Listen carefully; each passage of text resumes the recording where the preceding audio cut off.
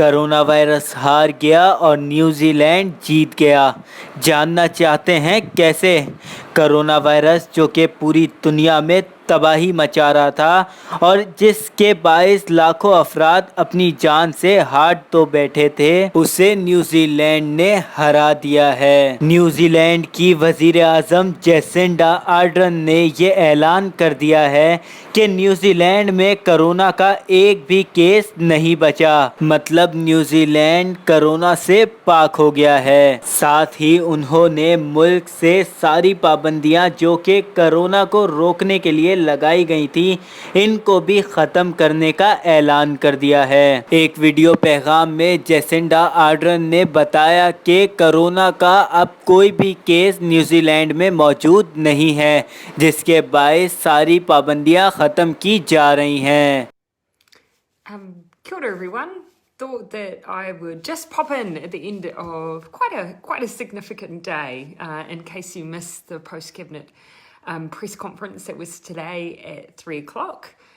It came off the back of the Ministry of Health announcement that officially New Zealand currently has no active COVID cases in New Zealand anymore. That was as a consequence of our last remaining person with COVID having now officially recovered. So that announcement was made at 1 o'clock and was a fantastic way to start the day of announcements. I actually, as it happens, found out about that yesterday afternoon. I believe it was in the afternoon. And it was very exciting information to hear. And so I confessed that when I heard that information, I did do, I don't even know if I could describe it as a dance. Some semi-coordinated movement around the lounge, which Neve couldn't quite understand and just started dancing herself, which was lovely. So that was yesterday, and obviously that was announced at 1 o'clock today. At 3 o'clock, as many of you will have figured out, Mondays we have cabinet, and so on Mondays we then have a press conference slightly later in the day just to share the outcome of cabinet decisions. And of course the big issue today was considering whether or not New Zealand was ready to move to alert level 1. And you might have seen that I shared all of the rationale, including the time period that had lapsed since we'd been in level 2, the last case, including the last notified case, including the time they'd spent in self-isolation, now having ended 22 days ago, and the fact that we haven't had a case reported. Obviously, for some time we've been clear now, and all of that contributing to the decision we made today on the recommendation of the Director General of Health that we were ready to move to alert level 1. So what does that mean for everyone? Well, alert level 1 basically says borders still have restrictions. And so as we have had for the past period of time, we're still only allowing New Zealand residents and citizens to return. Everyone needs to go into quarantine, and very strict requirements for those individuals coming in just to manage any additional COVID cases. So that all continues and will continue for the foreseeable future. While we've been discussing the possibility of a trans-Tasman bubble, we've put no time frame around that because, of course, we need to be assured that when we open up to Australia, we can do that with confidence. There are still cases in Australia, so we do need to be careful. They're not quite in the position New Zealand is in. Some states are. Some states are doing pretty well, but Victoria, still a handful of cases being reported there on a regular basis. New South Wales still trying to get clear as well, and so that might take a little bit more time yet. But in the meantime, we're doing work to get the border ready. So, other than border restrictions, what are we asking of all of you? Well, just keep washing your hands. That, of course, is a great public health measure, and I was just looking at our flu tracker this morning, and fantastic to see flu symptoms on the decline in New Zealand as well, relative to past years. So it looks like this overall may end up being a healthier winter, perhaps, if we all keep up those practices than we might have seen in the past. So hand washing, good hygiene, all still really important. Of course, contact tracing will still be key. Use of isolation will still be key. Those are things that we've established and which are going to play a really important role in the future. As I said today, we currently don't have any active cases in New Zealand, but it is very, very likely we will see COVID cases in New Zealand again, and that does not mean that we have failed. There are tens of thousands of cases still being reported daily around the world, and so it's a global reality. And so long as COVID continues to be a global reality, we do need to just be prepared here as well. And so those are the provisions that are in place. There are no limits on gatherings. There's no limits or restrictions on physical distancing. All of that comes off at level 1. So the border remains important, and we want you to keep being prepared.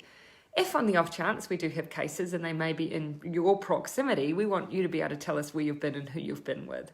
So do just keep up those records. We are continuing to work with businesses to make sure that they are displaying the COVID Tracer app QR code, particularly outside of hospitality venues. So just keep a note of where you're going and when you're going there and who you're with. It will just make that job so much easier. I see a couple of questions being asked about the border. Hopefully I've covered off the issue of the Trans-Tasman bubble for you already. I did have a question about whether or not the cost of quarantine was still being funded, and the answer is yes. That won't necessarily always be the case, but for now it is still funded, but we will be looking at that as we go.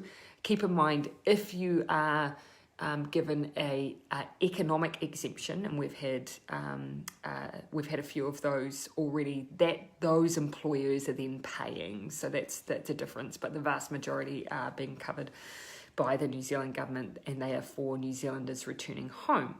I did have someone ask the question around people who are offshore, and so just to work through some of those issues. And I think what's really important to remember is that we have limited capacity to bring people through. So, we have roughly the capacity to take about 3,500 people at any time if we're going to do it properly. And there are thousands of people who are wanting to come back into New Zealand who might have a connection here. So that is going to take some time to work through. What we're continuing to prioritise is New Zealanders coming home and their partners. So if their partner is travelling with them but isn't a New Zealand citizen or resident, or their children, of course, they can come with them, for obvious reason. If, however, you're a New Zealander and your partner is offshore, you do need to demonstrate that they have that legal right to be here, normally resident here, and so on, and so that you do have to go through that process. So jump online to the Immigration New Zealand website. You can get all the detail of what's required there in order to be able to come in and enter into that quarantine. Then there's another group of people who are normally resident here but don't have that Kiwi partner or connection, and we know that's the group that we need to work on next. So just so you know, I've had the question about whether or not we're testing international arrivals. If they're symptomatic, we do. Everyone has to go into isolation quarantine for 14 days. Because you can get false negatives, we take the extra cautious option of just quarantining everyone, but we do test them if they are symptomatic. They do receive a test. So I'm just scanning as I go. Someone raised the question about not being able to find a COVID Tracer app for farmers. We might just get in touch with them and encourage them to make sure that the app QR code is available. We haven't made it a requirement at this stage, but we are working with businesses to make sure they keep displaying the QR code. If we mandate it, then of course you have to go and make sure that you're undertaking enforcement and so on. We are going to keep an eye on uptake, and if we don't believe that it's being done well, then we can come and revisit that issue as well. Again, just continuing to try and multitask as I speak to all of you. I do see a lot of questions still around people with visas, and those are issues that we're having to continue to work through. And I just again flag, because the border is so important, that we make sure it's really tight. That's why we have that limited ability to bring large numbers in at one time because of quarantine. So just to cover off again then, the week ahead.